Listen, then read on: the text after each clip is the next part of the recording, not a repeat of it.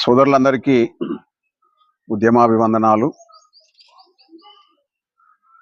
రాష్ట్రంలో జరుగుతున్నటువంటి ఎమ్మెల్సీ ఎన్నికలు ప్రధానంగా కరీంనగర్, నిజామాబాద్, మెదక్ పట్టభద్రుల ఎమ్మెల్సీ ఎన్నికలలో కాంగ్రెస్ ప్రభుత్వము బలపరిచినటువంటి అభ్యర్థి నరేందర్ రెడ్డి గారికి జేఏసీ తరపున సంపూర్ణ మద్దతు తెలుపుతూ అతని విజయానికి హుస్నాబాద్ నియోజకవర్గంలో ఉన్నటువంటి పట్టభద్రులందరూ కూడా అతనికి మొదటి ప్రాధాన్యత ఓటు వేసి గెలిపించాలని చెప్పి, అదే క్రమంలో భీమదేవరపల్లి మండలంలో ఉన్నటువంటి పట్టభద్రులు కూడా నరేందర్ రెడ్డి గారికి మొదటి ప్రాధాన్యత ఓటు వేయాలని చెప్పి జేఏసీ తరపున విజ్ఞప్తి చేస్తున్నాం. కాంగ్రెస్ ప్రభుత్వం అధికారంలోకి వచ్చిన తరువాత గతంలో ఉన్నటువంటి నియంత పాలనకు భిన్నంగా ప్రజాస్వామ్య పాలన కొనసాగిస్తున్నటువంటి విషయాన్ని దృష్టిలో పెట్టుకొని, అదేవిధంగా తెలంగాణ రాష్ట్రం ఏర్పడ్డదే నిధులు, నియామకాలు, నీళ్లు అనేటువంటి 3 ట్యాగ్లైన్లతోని పోరాటం చేయడం జరిగింది. కాంగ్రెస్ ప్రభుత్వం అధికారంలోకి వచ్చిన తర్వాత నిరుద్యోగులను దృష్టిలో పెట్టుకొని పోలీసు, ఉపాధ్యాయ, తర్వాత నర్సింగు, ఏఈ లాంటి, తర్వాత జూనియర్ కాలేజీ, డిగ్రీ కాలేజీ లెక్చరర్లను కూడా నియామకం చేసినటువంటి అంశాన్ని కూడా దృష్టిలో పెట్టుకోవడం జరిగింది.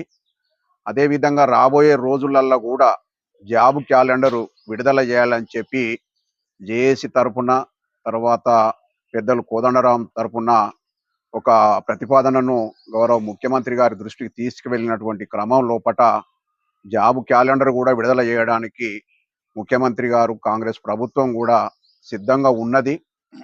అదేవిధంగా ఈ మధ్య కాలం లోపట తెలంగాణ రాష్ట్రం లోపటనే కులగణన చేసినటువంటి మొదటి రాష్ట్రంగా, ఎన్నో ఏళ్ల నుంచి ఎస్సీ వర్గీకరణ కోసం జరుగుతున్నటువంటి పోరాటానికి ఒక ముగింపు పలికే విధంగా వర్గీకరణ అంశాన్ని కూడా సుప్రీంకోర్టు తీర్పు వెలువడిన వెంటనే అసెంబ్లీ లోపల తీర్మానం చేసినటువంటి అంశాలను దృష్టిలో పెట్టుకొని, అదేవిధంగా పెద్దలు ఒక ఉద్యమకారుడు,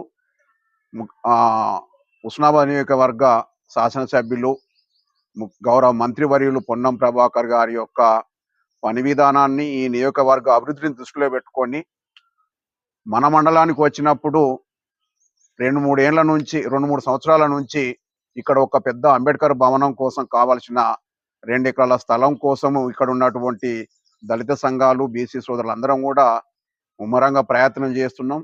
ఆ ప్రయత్నాలకు ముగింపుగా మరి మంత్రి గారు మాటిచ్చి తప్పకుండా ఇక్కడ అంబేద్కర్ భవనానికి కావాల్సినటువంటి స్థలాన్ని కూడా త్వరలోనే మంజూరు చేస్తున్నటువంటి ఒక అంగీకారాన్ని కూడా వారు తెలపడం జరిగింది.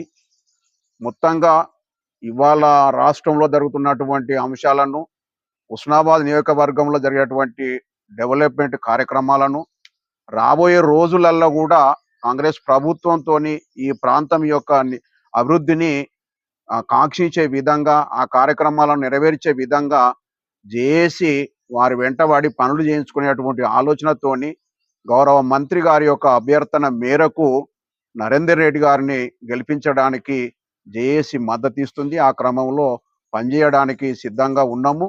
అందుకోసమే పట్టభద్రులు, మిగతా ప్రజా సంఘాలు, ఉద్యమకారులు అందరూ కూడా ఆలోచన చేసి నరేందర్ రెడ్డి గారిని గెలిపించాలని చెప్పి సందర్భంగా విజ్ఞప్తి చేస్తున్నాం.